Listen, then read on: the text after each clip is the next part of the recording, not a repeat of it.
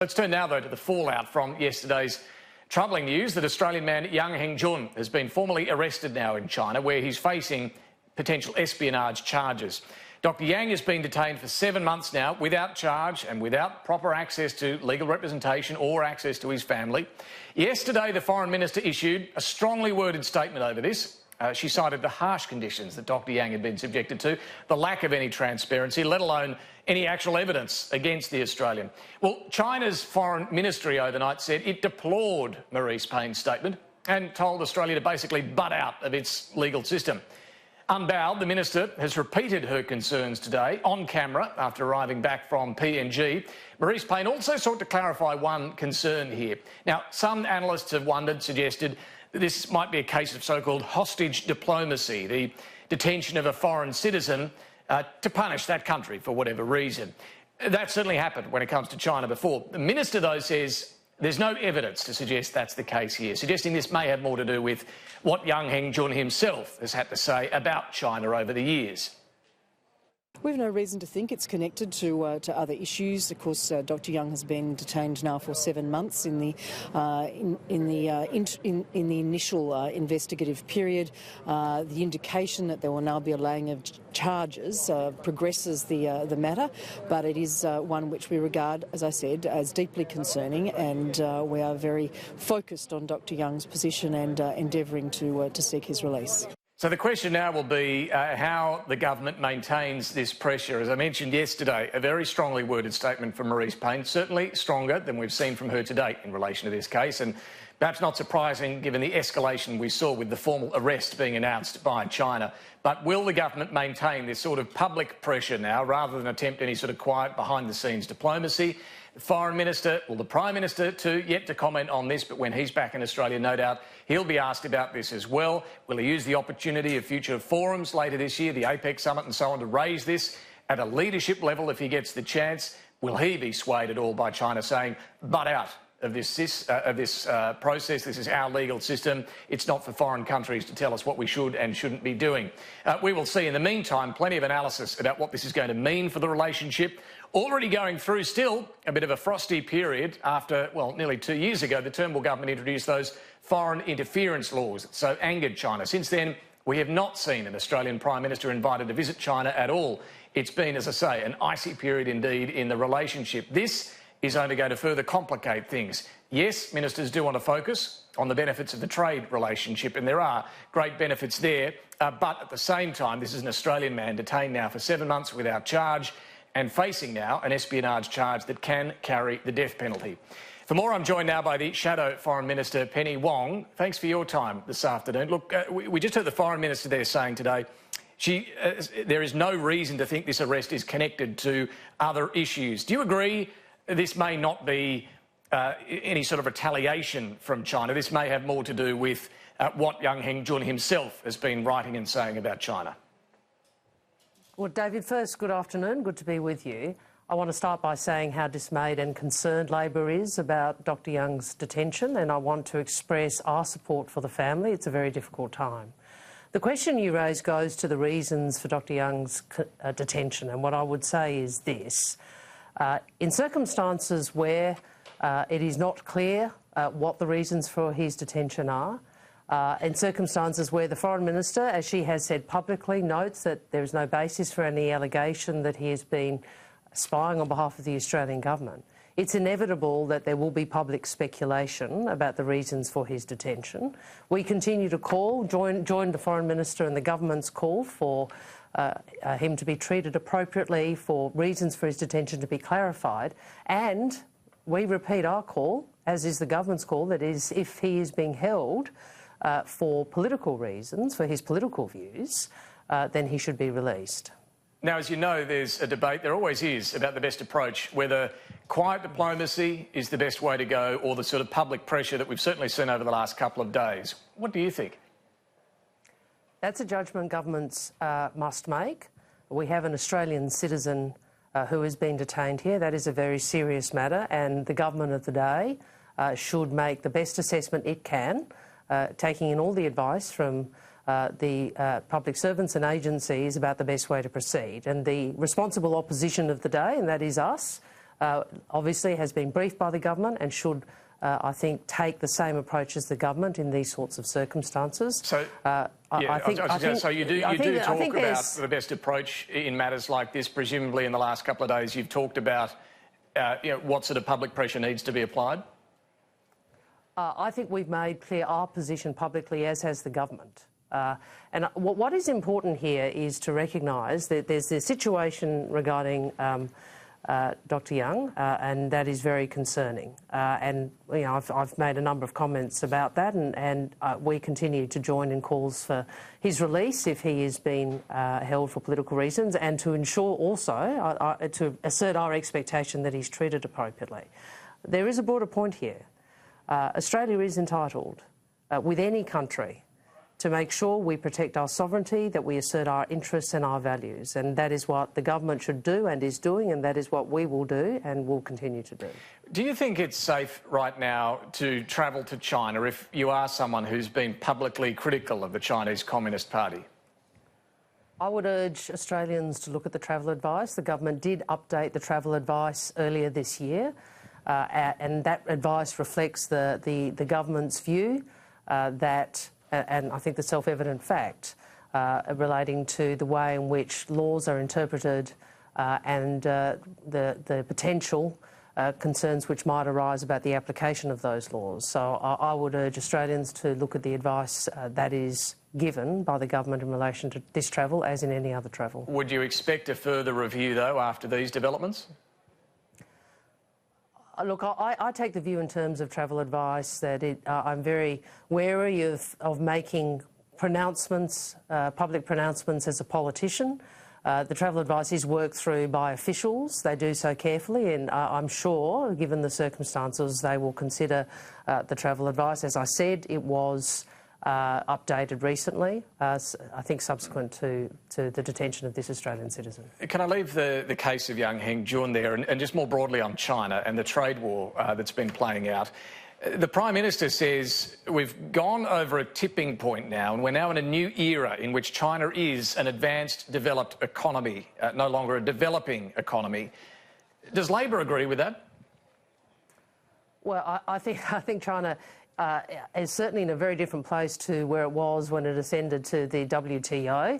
Obviously there are still a lot of development which is occurring, but it's in a very, very different economic place. But I think that particular detail is not the only issue. The broader issue is this, and that is we have a very different global economy. The weight of the Chinese economy is very different to that which it was when the WTO was put in place. It is reasonable to ensure that our trade arrangements, our trade rules are fit for purpose, and it is a good thing for us to work through those and to try and reform the WTO and relevant trading arrangements to reflect those facts. But it is an important definition, not just with World Trade Organisation rules, but also emissions. Developed countries have very different expectations than developing countries when it comes to lowering emissions. So again, I mean, do you think China is still a developing country or a developed country? Look, I was Climate Minister, as you might recall. I do recall. And I made the point. I made the point that these labels are less important than the broader point, which is we all have to contribute to reducing global emissions, and China has to be a part of any solution on climate change, as does the United States. Yeah, and I think we would do well. Your time as Climate Minister, I remember being in Copenhagen there and you and Kevin Rudd, that all-night negotiation, and part of it was this very sticking point: is China a developed or a developing country? That was some years ago. They've grown a lot since then, obviously.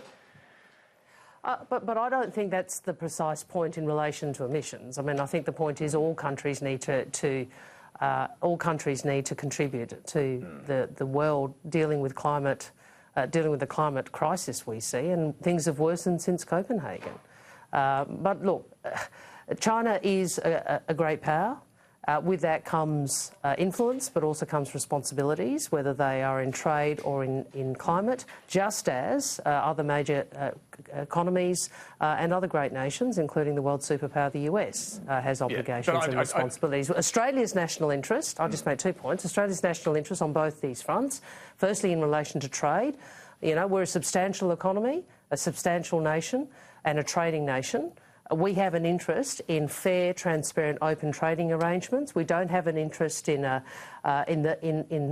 winner takes all approach. In relation to climate, we're a country which is vulnerable to climate change. Yeah, no, I appreciate that. As are many countries, and all have to be part of the solution. I don't want to make too much of this, but the Prime Minister is now saying China's an advanced, developed country. It just sounds to me like Labor is not actually recognising China as an advanced, developed country necessarily. Is that fair?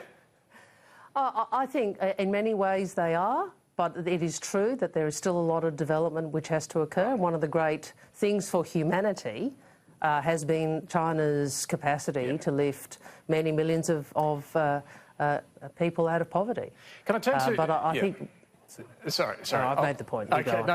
I'll turn to Iran. Labor last week backed the government's decision to send a frigate and a surveillance plane to help patrol the Strait of Hormuz.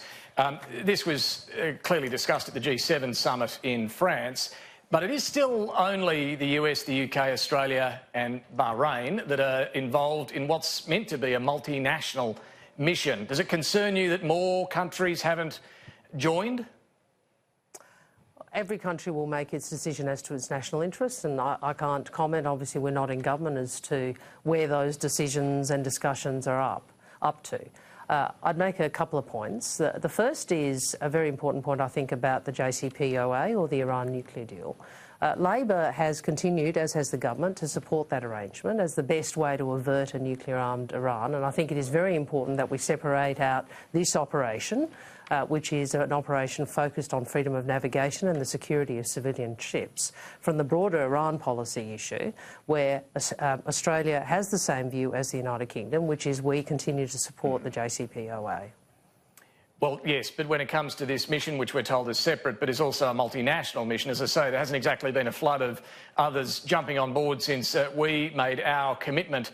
Is that a concern? Would you like to see more join up to this to give it that international flavour?